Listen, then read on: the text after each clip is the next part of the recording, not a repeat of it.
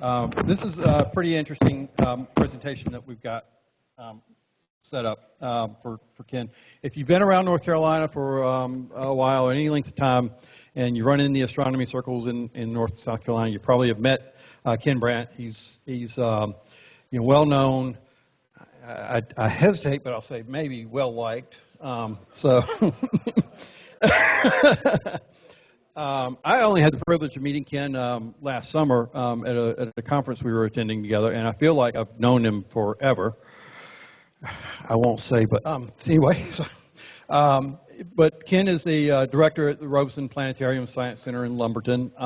He's literally an everyman. He's done just about all. He's he's a Navy vet, former high school teacher, board certified. He's been an astronomy lecturer at USC Beaufort. And he and I are both in the NASA JPL Solar System Ambassador Program doing education. And he's a devoted husband and father and three daughters and 3 grandchildren. So he's going to talk to us about the missions, top 10 missions that you've forgotten about, that you didn't know about. So pretty interesting, pretty unique presentation. Take it away, Ken. Okay, can you hear me okay first? Almost forgot. 3 p.m. deadline for astroimaging votes. So vote for your favorite images and get your raffle tickets in. Thanks. Okay, now if you have children, you would, or grandchildren, or great-grandchildren, you can win one of these if you can tell me from what book is that image? From what book? Give you a hint, it's pretty old. Say again? Which is English is what? Somebody else? Oh, you don't get to answer twice. Bad. Oh. All right, anyway. So we'll leave this one for later, I guess. The Starry Messenger, of course. I had the rare privilege of staring at that page of the book in the library in Forenza, because last year I got to do something very cool. But before we do that, before we talk about that, the top 10 things, the reason why it says any other is because I moved this slide like 10 minutes ago, because I was trying to, yeah, I've got to fix that. Okay, so the L-Cross was a two-parter NASA launched. Part 1 orbited the moon, as you might guess. And who can tell me what Part 2 discovered? What did Part 2 uncover, so to speak? That is this part right here. What did that one uncover on the moon? Say again? Who said that? There you are. All right. Give it to the nice man who is a paladin. There you go. Go paladins. All right. Furman, paladins. Okay. So basically, a lot of moon missions that you haven't heard, it's going to be a recurring theme in here, or a lot of any solar system probes that are not launched by the U.S., you probably have a hard time remembering about. And obviously, your audiences are going to be more out in the dark. So you should tell them, like, especially if you're talking about Mars rovers, that Lunokhod, I think, did a pretty good job. I think it was, what, 22 miles? The only spacecraft, or landcraft, I guess, that's beat that is, what?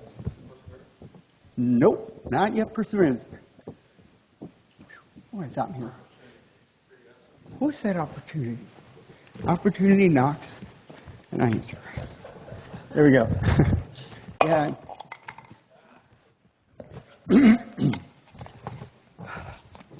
Words I can't say, words I can't say, words I can't say, words I can't say, and mother word I can't say. All right, anyway. Okay. So you are going to be busy today. You are not going to just lounge around and hang out after lunch. If you want to learn how to do this, I mean, sure, you can do whatever you want. But, you know, please, if you would, indulge me. I would like you to take your thumb, put it out at arm's length, like so.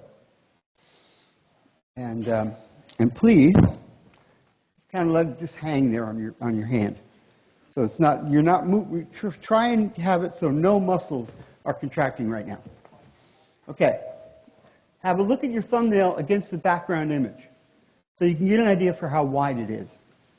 Okay? Mm-hmm. All right. Now, pull your thumb in toward your nose without moving your elbow. Okay? Key here is to leave your elbow locked because that generates almost exact right proportion for a regular moon and a supermoon. Okay? So now the other side of this, nobody talks about this yet, so I'll take full credit for this one. You know, the moon is unusually small. You know, those annular, dang it, those annular eclipse moons. You know, like last April's, I believe. Yeah. No, not last April, last October, yeah. And if you lay your thumb all the way down on your hand and look at your thumbnail again, has it gotten bigger or smaller? Right, it's gotten a little smaller, yeah, because it's further away from you. Right, very simple. This is an easy one. All right.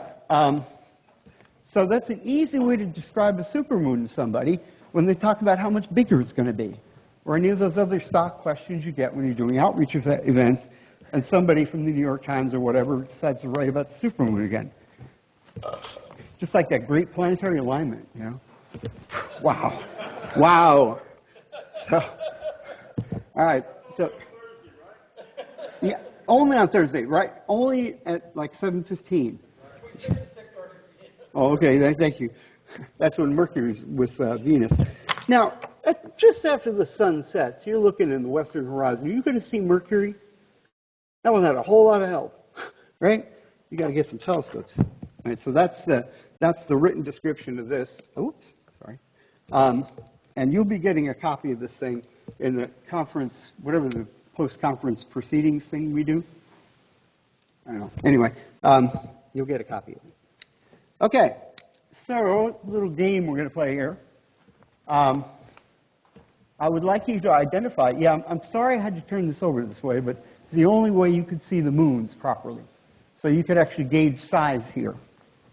Okay, so what I want you to do is tell your neighbor which one you think the supermoon is. Okay? And then tell your neighbor which one the mini-moon is. That's right. That's the phrase I'm coining, by the way. Mini-moon. You know, like Dr. Evil? No, get it. Those of us of a certain age. $1 million. Okay, anyway, I'm just... Okay. Why do supermoons matter to you amateur astronomers and professional astronomers? Why are they important? Well, okay, tides are important. That's good. But there's another one. Say again? Eclipses. That's the word I was looking for. So here you go. Eclipses. All right, eclipses. You know, the one in 2045 is in Florida. It's got like what, 6 minutes of totality? I forget how many, but much more than we got last April. 6:05. Thank you. I knew somebody. Hey. Bells, bells. One in Luxor in Egypt. Oh wow. Yeah. Yeah, we're as close as we can get to a supermoon on eclipse day for yeah. Okay. Oh, there it is right there in my PowerPoint. How about that? Okay. One of the coolest things I get to do every day is have open conversations with 8 through 10-year-olds or 8 through 11-year-olds. Okay, 3rd, 4th, and 5th graders. Those are my stock and trade right now. It's going to expand when we get our new planetarium, spoiler alert. But for right now, we can only do a certain number of grades because we're kind of tiny. So what I did, a student was asking a question one day, and his voice was trembling a little bit when he raised his hand. He said, "What's going to happen to us when the moon hits the sun?" I said, "Wow, okay, there you go. Yep, that's your... Okay, you get to give this to somebody later, okay, because you're only allowed one prize per person." But he's got it nailed. Would you please stand up and do do what you just said, would you? Please. Yes, sir, you. Here, pass this back towards him. Yeah. Okay, so I'll talk you through it while you're doing it. All right. You know what you're doing with the figures? Yeah, Okay, we'll ask about the supermoon in a minute. I haven't forgotten about that. But what I want you to do is put one finger right here. Close one eye. This side represents your view from Earth. Okay? Put your thumb on your other hand out. And without moving elbows, that's key. Without moving elbows, try and hit your thumb with your pinky. And this little 8-year-old guy is doing this, and he does it for about 10 seconds. And just smiles. And I knew right then, you got it, you know? It's one of those moments you live for as a teacher, you know? And of course, there is a description. Okay, kinesthetic number 3. But first, which one was the supermoon? Let's go back to that. I'm sorry. I'm a little drifty today. Which one of these is the supermoon? Okay, I hear number 2. Do we have any other competitors with number 2? Yes, ma'am? Go ahead. 3 and 4, okay? Have been auctioned off. 12 is this one down here. Okay, this is number 10. Okay. Let's see, I'm going to cheat. Let's see, it's more than a width of paper wide. Oh, what about the mini moon? Okay, 8. Very good. Do we have any other competitors for 8?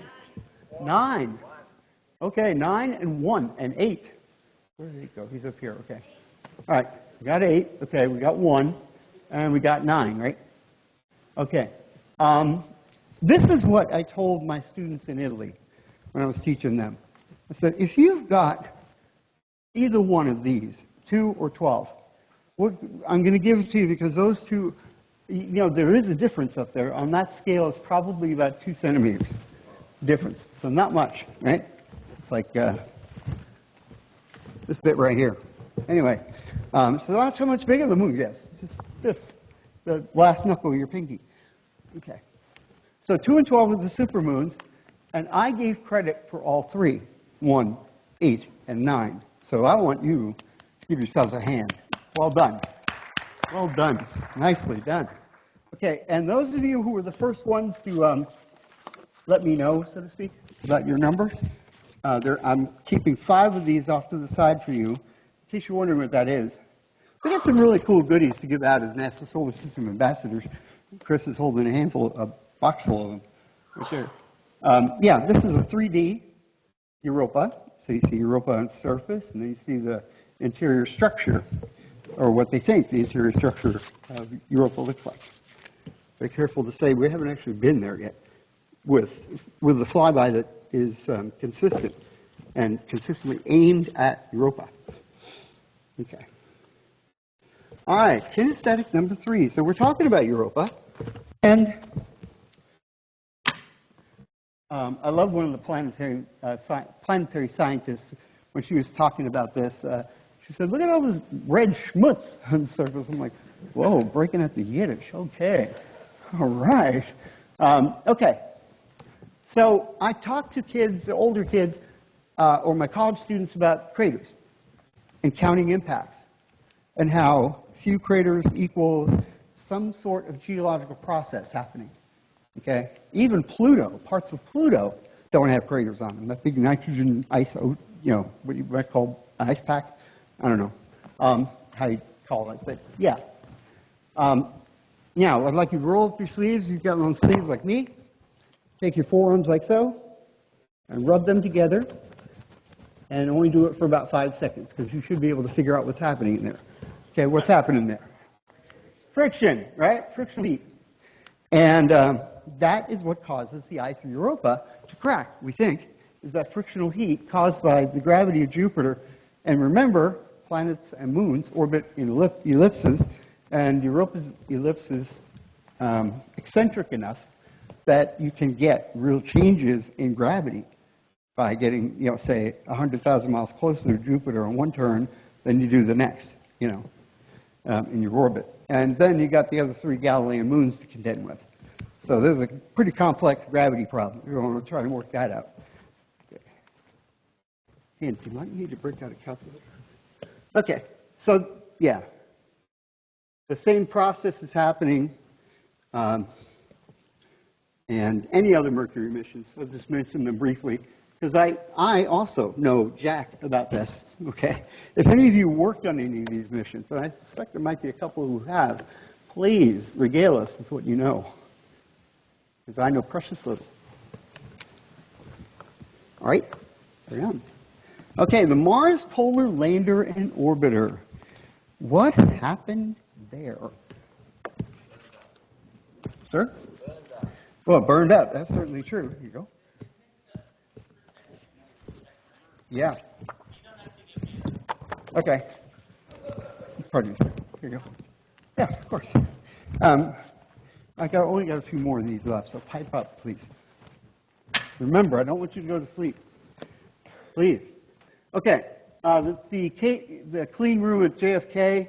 How do I know this is not JPL? I don't see mission patches up here. JPL puts a mission patch plaque on their clean room for every mission that is prepped there. So you think about all the great missions of exploration that JPL has launched over 60 years, or almost 60 years. It's an impressive list. Now, New Horizons, of course, especially the New Horizons New Year's flyby. What was the name of that big ice ball, snowball-looking thing? What was that? Terracon. Oh, you got one. Okay. Ma'am? Okay. Here you go. Okay. Oh, I gave you one. All right, cool. All right. Don't worry. Okay, so yeah. Terracon. It had another name prior to that, and I forget what that was. All right, and then Magellan. Now, what did the data from Magellan tell us about the surface of Venus that really sounds strange given today's Venus? Some craters. What kind of craters? Yeah, lots of volcanoes out there. Huh. Pancake craters, okay. And I think they used Magellan data to get the fact that there may have been water on the surface of Venus a long time ago before she turned all hot and messed up. Yeah. Okay. So this is a brief intermission, if you will. There's the Starry Messenger again. And with a couple of notes scribbled in by other writers or other editors or other reviewers. So it's kind of cool. There's one page of Galileo's notes where someone has come along later on and said, Nuja, Nuja, Nuja. And that's Italian for you're nuts. This doesn't make any sense at all, So all these red dots here are where my wife and I went for 17 days. Okay? Look at the number of those things. And imagine what train travel was like. And it was really, really frantic, but so much fun. Oh my goodness. The IPS sends one planetarian from America to Italy every year. And last year I was selected to go. And you're allowed to take your significant other or others with you. All right, by the way, there's my email address up there in the corner if you want that for any reason later on. I've also got a fair number of business cards. If anybody wants one of those, lay them right there. Whoops. Okay. Attack of the killer microphone. I don't normally work with one of those. The in-your-seat version of Galileo. Now, what planet is that? No, yeah, never mind. Here, Ken, you get a sticker for yourself. He's a silly person. Of course you guys know this is Venus. I'm sorry. I apologize for that. I don't want to make it look like I'm talking down to anybody in this room. I will not. But this describes Venus when it is close to the Earth, and that describes it when it's far away. Okay? And There's a very easy demonstration you can do, and this room is going to be perfect for it. Okay, so I want you to hold your thumb up in front of your nose again, except this time your thumb is a frequent flyer. Okay, your thumb is now Venus, all right? So replacing the variable with from the moon to Venus. Okay, what I want you to do is slowly, without moving your elbow, move this back and forth, and back and forth. Does your thumbnail change size as long as you leave everything static here? No.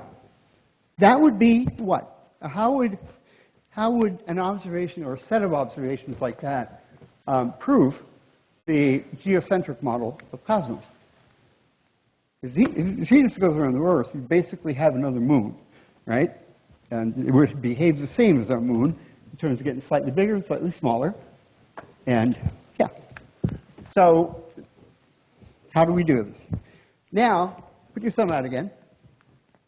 And then put your thumb near mine. Virtually, of course. Whose thumb is bigger? Yeah, right? And why is it bigger? It's closer to you, or this is further away. And I have students do both, and I make sure they know that both answers are equally correct. They're outstanding, because as an educator, you want to try and have the kids learn and be happy while they're doing it, obviously. So this is the one right here for Galileo. This is the one that's going to end up getting him in a lot of trouble later on, because that observation is a Loctite cinch. And I've got another entire presentation about why Galileo is the greatest of all time in science land, in my opinion. My humble opinion, I guess. Anyway, and this is one reason why. He documents what he sees, he does data, but more important than all of that, he was probably going to image or look at Venus anyway when it did its evening apparition. But one of his students, Benedetto Castelli, came to, or wrote to him and said, "Professor, I think you might be well served to observe the phases of Venus through your instrument, because I believe you'll see a change in size." That would, and he basically says what I just said. If you get a set like this, now you know what Venus is orbiting. Hint, it ain't Earth. Okay. All right. Galileo was right, and we just did this. Okay. All right. Now, this celebrates all of my Mars missions, okay, because there's a whole boatload of them, besides Mars Polar Lander, that nobody's ever remembered. Now I hope I'm going to test your knowledge a little bit. What year did Phoenix land on Mars? Pardon? What year did Phoenix land on Mars? She launched in 2007, so somebody's about to earn a very easy postcard here. 2000? Not that much. So it would be 2008, of course. May of 2008. And it lasted from May to October, when the sun literally went down below the horizon. Okay, because Phoenix was about as north as you can go on Mars without landing on ice. Okay, and it turns out Phoenix did.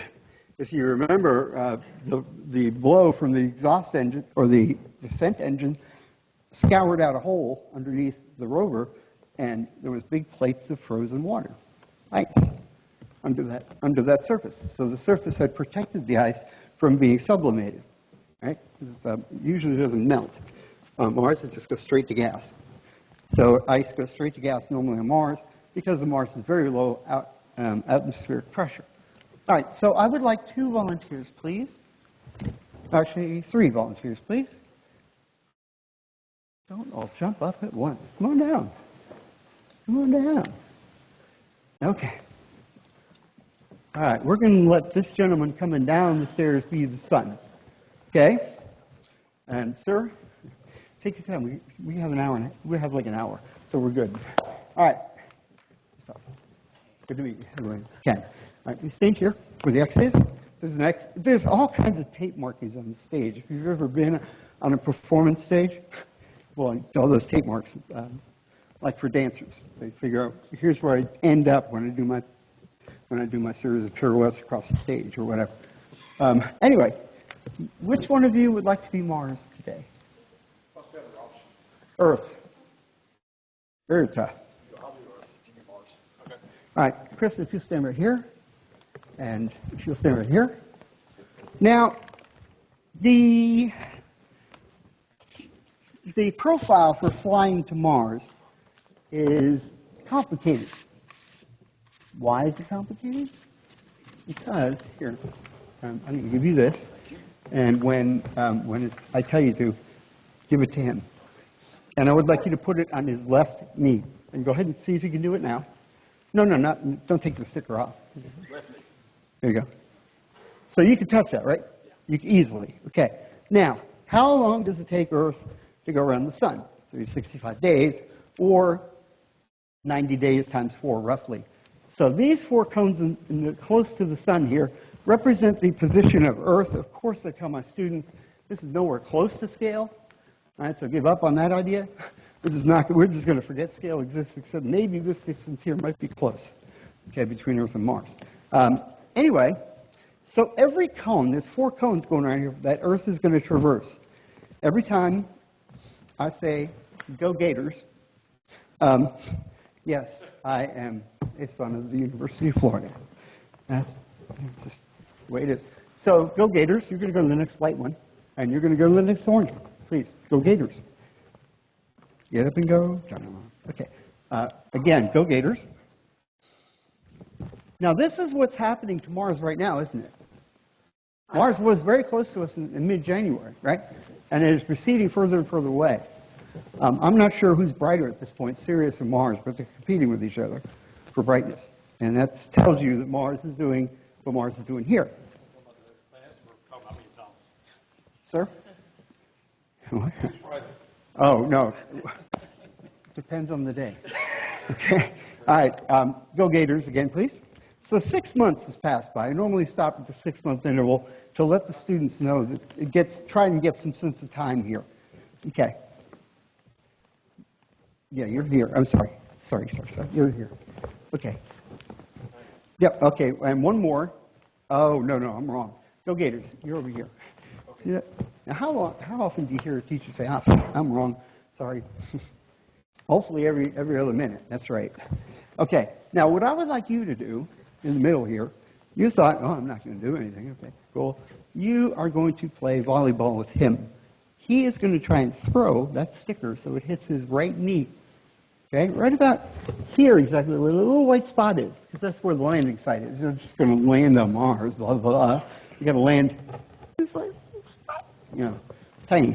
So I want you to hit him in the right knee with the sticker. And you got to block him. So hands. Yeah. All right. Yeah. Yep. Yeah, go ahead. That was close. That was close. Wow, cool. Mars Polar Lander. Okay, great. Now, how much time has passed by? He started here, right? So 1 year, right? Okay, go Gators again, both of you.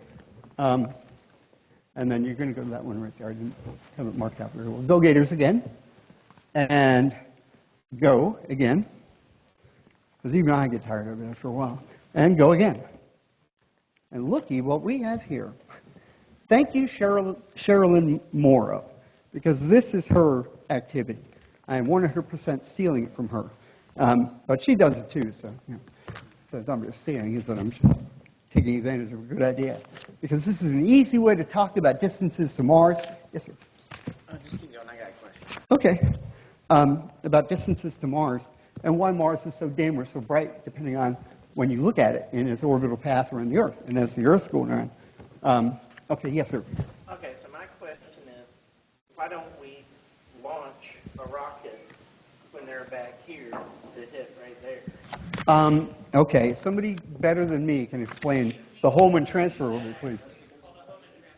Thank you. And what? So when you launch like 3 or 4 months before opposition, right? Yeah, you make your triangle line such that when you were accelerating in the direction of the Earth's travel, you're accelerating towards Mars. Right. And that makes you have like a 45-degree angle to Mars, or thereabouts from your launch. Nice. Okay, so there you go. Did that answer your question? Awesome. Okay, gentlemen, each of you gets a NASA sticker. for your participation today. But this is, so every 2 years and 2 months, we launch missions to Mars, right?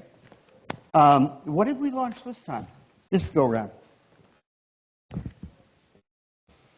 Wow. Okay, all I can tell you, I can't tell you the name of this thing, but it's 2 CubeSats, okay? That's what we're sending to Mars this time. Woo! Yeah, I'm sorry, I have a hard time getting excited about that, because I'm a big fan of, hey, you know, after you flew Viking, why didn't you fly any missions to Mars for 20 years of my life? What's wrong with you people? NASA, calm down. And of course, anything produced by somebody else. So, who wants to take a shot at this? Okay, good. So we got one. Mir's right up here. And what's this guy right here? Nope, that's the one on the moon. Yes, sir. Here, no, the red flag right there. And right there is the even better one on the lander. They're doing just like the USA does. They want to make sure you know what country sent them. Zirong. Lunicod is on the right. And then this one from ESA. Ma'am? Ooh, upper level stuff here. Please. I think that's excellent. Nicely done. I honestly didn't expect that that anybody would get that, actually. So it's very cool. Thank you. So this is Hurricane M. Like Voldemort, his name does not get mentioned. You shall not be named. Or that hurricane changed my world, as you might expect. Because not only did this happen at the planetarium, segue over to my backyard in Hope Mills, about 30 miles north, 25 miles north of there, and the lake we used to have an earthen dam containing. Earthen dam gave way, lake go bye-bye. So in 2 days, I'm just glad my house didn't flood. Let's put it that way. Be careful being overtly happy about stuff, especially here recently. And this is what it looks like 9.5 years later. That's from the parking lot where you sign in and get your hard hat and everything to go on site. And that right there, the circle there, this is the planetarium. The rest of this bit, this over here, the Science Center, that's makerspace, and the rest of this bit, both stories, will be a technical high school. And Robeson County will look a lot more attractive when that thing gets built. And it should be ready for occupancy 6/26. That's the official opening date, we think. Again, it all depends. When you're doing construction, there's 1,000 things that could stop you, right? So far, we've been very lucky that we've only had one snowstorm. Okay, and the new planetarium. Now, this is not going to make any sense for any of you unless you run a planetarium, but you do get 8K. That's going to be awesome visuals. And normally, we have a 40-foot dome incoming. Normally, you don't put 8K in a 40-foot dome, but we're doing it. And I'm very, very happy with my administration because they are putting me in a starship. As a matter of fact, the uniform of the day is going to be captain's uniform from you know where. And you know which one I'm going to pick, too. Ain't going to be no next generation stuff. None of that. Make it so nonsense. Sorry.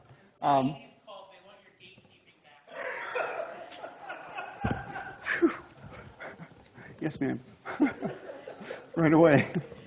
So this is going to be the best planetarium in North Carolina for a little while until somebody comes along and builds a new one. That's even better. As a matter of fact, we had the exact identical when Moorhead Planetarium refitted their system. They went 8K and they went with the same exact equipment I got going on up there.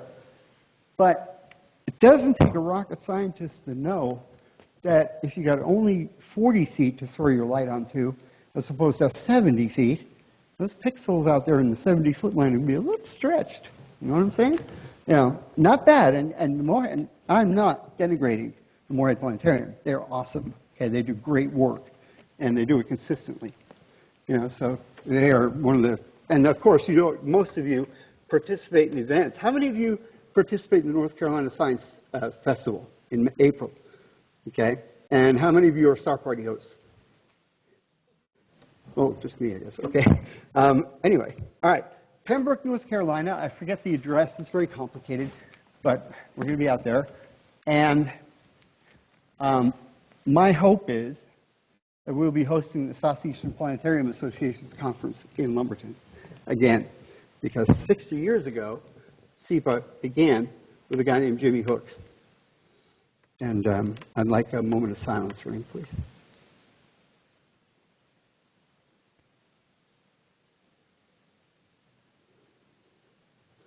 Jimmy was like, which one of the prophets is the guy out in the desert with a lantern? I forget. Which one is that? Diogenes. No, not Diogenes. We're talking about the Old Testament. Which one of the prophets is doing this number with a lantern all by himself in the wilderness? Okay. It's not Joshua? I don't know. I thought it was Joshua. Anyway, Jimmy was very much that man because he took nothing and turned it into a planetarium. And in so doing, he paved the way for the school districts in Robeson County to all come under one roof instead of 8. So, there were 8 local school districts around Robeson County, and now there's just one. And they had to all sign an agreement back in 1969 that each of the 8 superintendents had to sign saying they would take their kids to that planetarium. And NASA said, you know what? We approve of this. Department of Ed, go ahead and build that thing. And so they did. Well, we didn't have a Department of Ed. I'm not sure who did that back then, because that was created in 1979. That's another guy we should do a moment's silence for. No. Okay, this is the front door of the planetarium, nice and wide. There's going to be light locks once you get inside that door, obviously. So, like here, they got nice light locks here as well. This is what it looked like in mid-January, and this is what it looks like the first week of February. You can see that's gotten a little higher. This is just about, this is the last set of rebar they're going to put in. So it's only going to go up about 30 more feet. But wow. And it's so impressive, to me anyway, it's so impressive to look at. Now, at this point, I'm going to ask you, are there any missions we should talk about, and how might we talk about them?